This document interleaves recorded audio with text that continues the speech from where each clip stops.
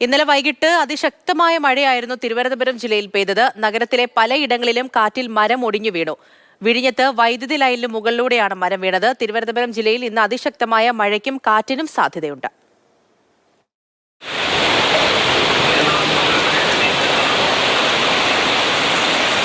ഇന്നലെ രാത്രിയോടെയാണ് തിരുവനന്തപുരം നഗരത്തിൽ കനത്ത മഴയും കാറ്റും അനുഭവപ്പെട്ടത്. മഴയ്ക്ക് ശമനമായതോടെ അഗ്നിരക്ഷാ സേനാംഗങ്ങൾ നഗരത്തിലെ പലയിടങ്ങളിലേക്കും പാഞ്ഞു.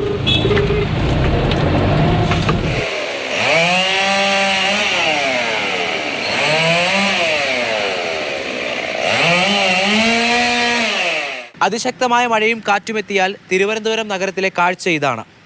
അതിശക്തമായ കാറ്റിൽ നഗരത്തിലെ പ്രധാനപ്പെട്ട പലയിടങ്ങളിലും മരങ്ങൾ കടപുഴകി റോഡിലേക്ക് വീണു. തിരുവനന്തപുരം വഞ്ചിയൂരിൽ ഉൾപ്പെടെ നഗരത്തിലെ പലയിടങ്ങളിലും കാറ്റിൽ മരം ഒടിഞ്ഞു വീണു.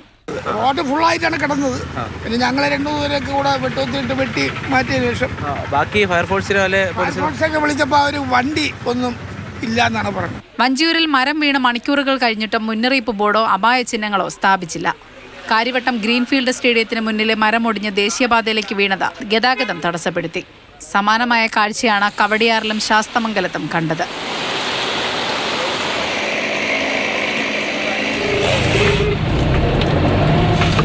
ആണ്ടൂർക്കോണം പഞ്ചായത്തിൽ വലിയ കൃഷിനാശവും സംഭവിച്ചു. തിരുവനന്തപുരത്തെ മലയോര മേഖലയിൽ മരം വൈദ്യുത ലൈനിലേക്ക് വീണ അപകടമുണ്ടായി. കനകക്കുന്നിൽ എക്സ്പോ സ്റ്റാളുകളും തകർന്നു വീണു.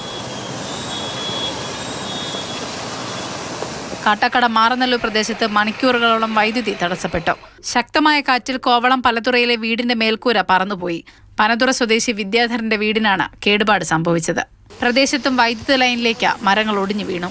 ശക്തമായി മഴ പെയ്തതോടെ തിരുവനന്തപുരം നഗരത്തിൽ അതിശക്തമായ മഴ മുന്നറിയിപ്പ് നൽകിയിട്ടുണ്ട്.